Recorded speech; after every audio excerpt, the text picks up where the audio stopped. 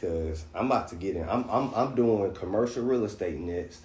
So if you mad about now that I'm not talking about stocks, just wait till this I'm getting this land appraised right now, and I'm about to develop commercial real estate on it, and I'll be talking about different shit. Commercial real estate.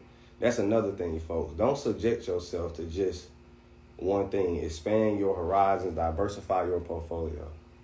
I talk about fitness, health, weed, stocks. Me. I know y'all niggas so used to telling other people what to do, but I'm a young rich nigga. I make the rules. You gonna listen to what the fuck I want to talk about.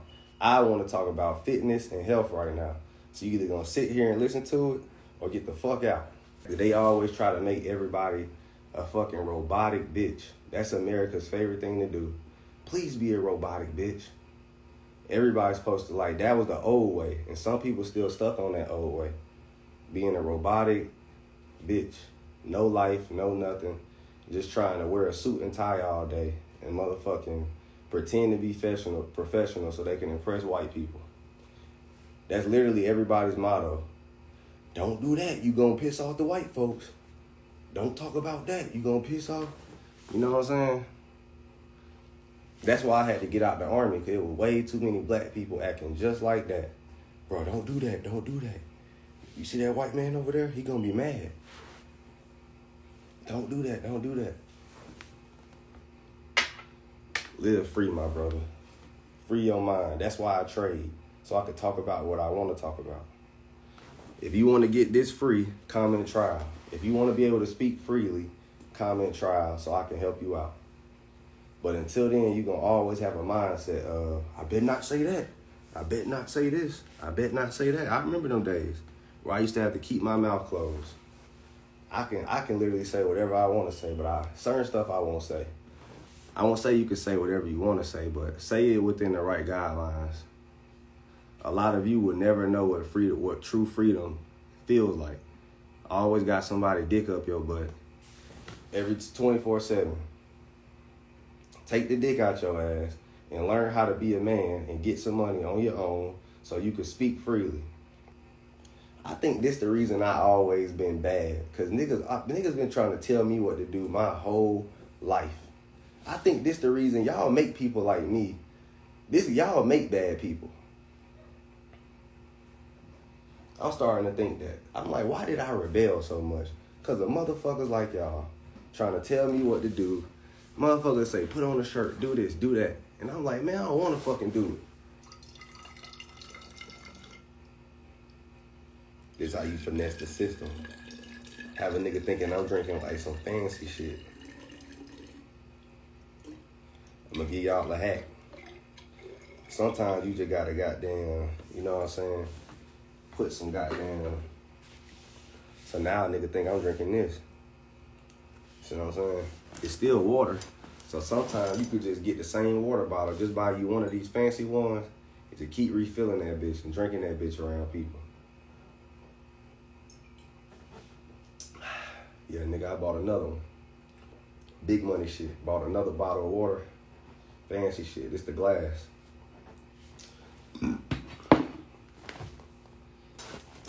They said, I'm done with him. I can't get on my live and troll. I got to get on here and be a professional day trading person all day. I think that's why I don't go live for months, because people can't take my personality. Like, I'm really not trying to be professional 24/7. I'm really a free spirit. And I remember one day I told myself, I will not smoke weed. I will not curse on live. I'm going to be professional. And then as soon as I get on live, that shit changes. I remember I tried. I was like, you know what? I'm going to try to not smoke weed in front of people, to be professional. And then I got on live and I failed. And then I realized I only know how to be myself. I don't know how to, like, try to be something I'm not. That's why I had to get out the army. Because I would try to be professional, and then I'll end up damn near about to get in trouble. I swear, like, every time I promise myself, I will try to impress people. I will try to be what people want me to be. And then I just fail at it the moment life starts. Like, the moment I start talking, I fail and I become myself again. I'm like, fuck, you did it again. You said you told yourself you would stop, and you keep failing. So I realized I failed at trying to impress people. I am not good at it. I'm just not good at being professional. I'm not good at trying to be what people want me to be. I'm not. So I don't even try, because I know I'm going to fail. So I talk my shit and just be me. He said, it's crazy because I understand everything you saying. Somebody said same. The only validation you need comes from within. I remember when I first started my business. Like, you know what's funny though?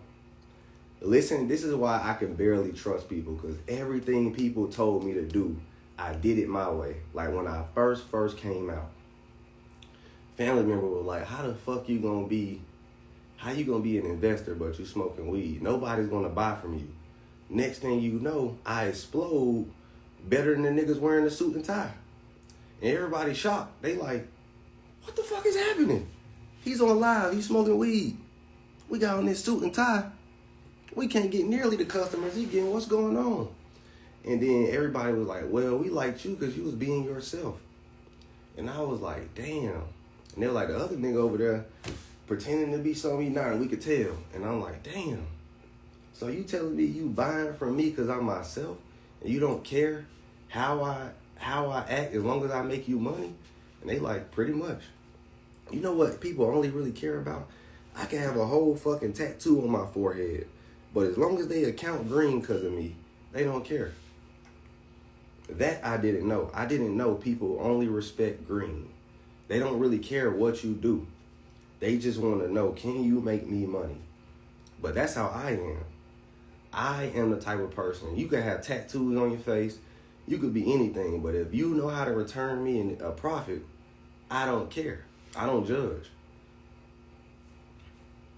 I'm not gonna lie to you. If there was a transgender who had an investment fucking thing and he got the right plays, I would honestly sign up. I don't know him. I don't gotta hang around him. He making money. It could be a transgender for all I care. I speak fucking green. That don't mean we gotta be friends, hang out. If he talking about that green though, and he actually like doing, you know what I'm saying, doing what he say he supposed to do, I would sign up. You can't deny numbers. So you telling me if there was some transgender with a 90% win rate, you would be like, no, I can't invest with him or make money with this person. Somebody said he or she. They said don't get canceled. Bro, I don't give a fuck about being canceled, bro. I don't even want to be on TV. All this shit these niggas chasing, trying to get next to celebrities. Bro, I really don't care about being next to nobody. Being on fucking BET Awards, Nickelodeon. I don't give a fuck about Forbes. I don't give a fuck about none of that. I got more money than all them niggas who own Forbes under 30. All that Forbes under 30 shit, I should be on that. I'm the richest nigga under 30. Richest black man in America under 30 is probably me. Who's not put on this, who's self-made, my fault. Who don't come from generational wealth. And them NFL niggas and them NBA niggas. Not them. I'm talking about entrepreneurs. The richest niggas under 30 are them ball players. Other than that, it's Aristotle Investments. Better ask about me. Only nigga richer than me under 30 is Trey Young, Jaylen Brown, and Patrick Mahomes. And motherfucking all them niggas who play ball. Starting businesses from scratch, it's your boy Aristotle. Under 30, nobody. Skunking anybody that's in entrepreneurship under 30. Skunking, doubling, lapping. There's only about 10 niggas under 30 making it, and they all play ball. They all play ball. Best believe it. So, I say all that to say, y'all should stop. And then all these niggas trying to be rappers and all this shit.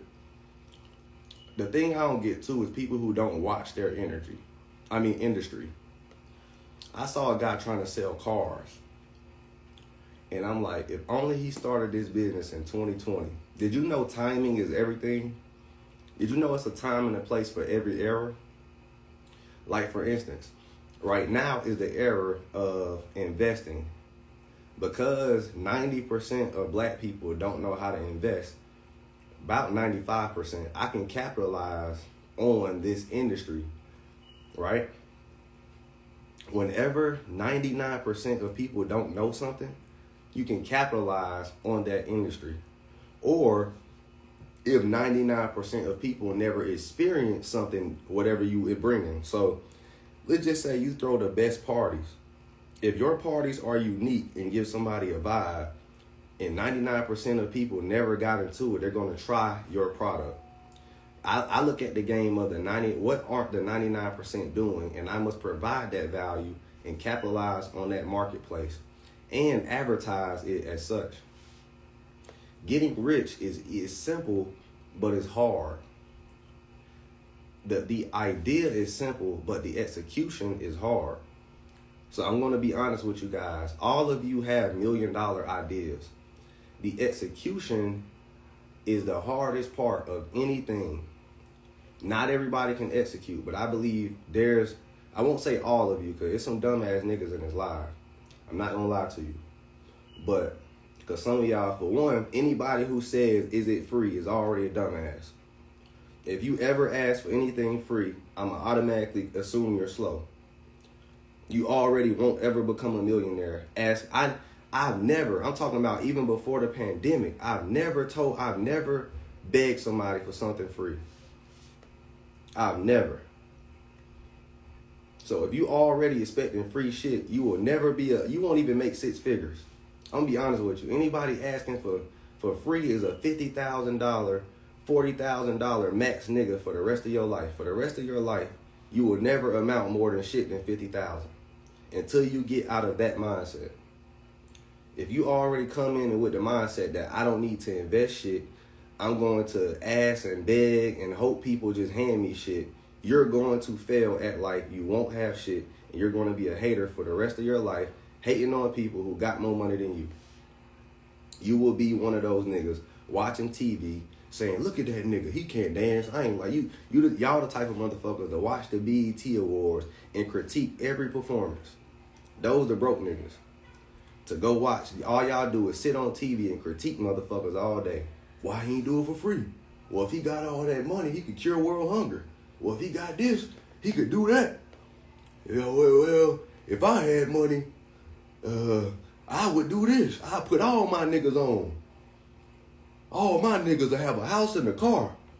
If I had this money, blah, blah, blah. And then as soon as they get $1 million, they be like, hold on. I don't think I could put all my niggas. Like, people say the dumbest shit when they broke. And then they be thinking they geniuses. That'd be the craziest thing ever. The brokest niggas swear they the smartest. You get what I'm saying?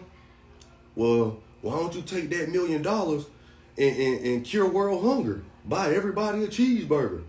Okay, nigga, and when I buy everybody a cheeseburger and I feed everybody for one day, then what?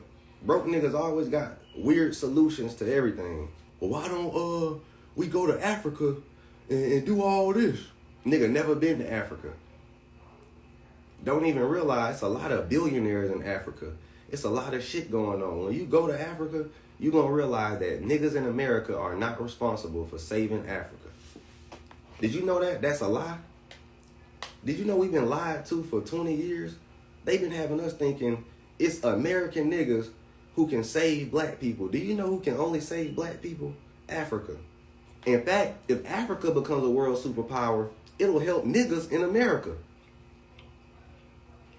Real shit. Did you know if Africa rises up, it'll benefit black people around the world? Let me tell you why. If Africa develops a strong middle class and a strong upper class, it's going to increase the value of black people around the world. That means, yes, you in America will increase if Africa becomes something. Let me tell you why. I'm going to explain why. Look at China. The only reason Chinese people get so much respect is because back home, them folks don't play and they do a lot of business and in America, because of their economic landscape in society, Chinese people are respected. Indian people, all these people, the reason they're respected is because of their economic landscape around the world. So if Africa starts to actually kick the colonizers out like they're trying to do, own all their shit, develop a strong middle class, and unite the nations, it's going to fuck up the entire landscape of the world. Because they got so many people. Tell you what's going on. And it will happen. In the next 200 to some years, like I would say I can give it 100 years max. When Africa people start to have an actual middle class, an actual basic standard of living, you know how we got basic standards of living in the U.S. where no matter if you're the poorest person in the U.S., you have an apartment with lights, running water, a refrigerator, a TV. See, not everybody in Africa live like that. When they start to live like the poorest person in America, like the standard is just an apartment, they're going to be one of the world leaders in the economy. And then it made sense to me why Europe wanted to colonize Africa. Because at first I was like, why they wanted these niggas so bad back in the day? And then when I went there, it made sense. It made sense. It made sense. The world always knew.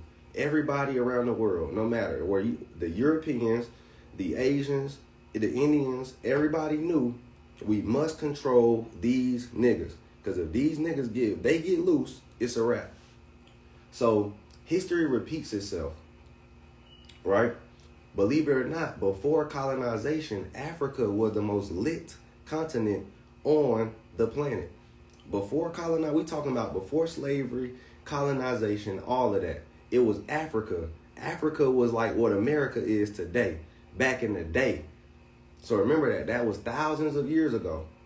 Africa was the most technological spot, but you know how people change powers over time, right? Africa had all the technology, they had all the resources, they had all of that shit, right? The swag, you name it. Everything, everybody around the world knew this place right here is where all the shit is. Fast forward thousands of years, it's just going to happen again. You got to think we're a speck in time.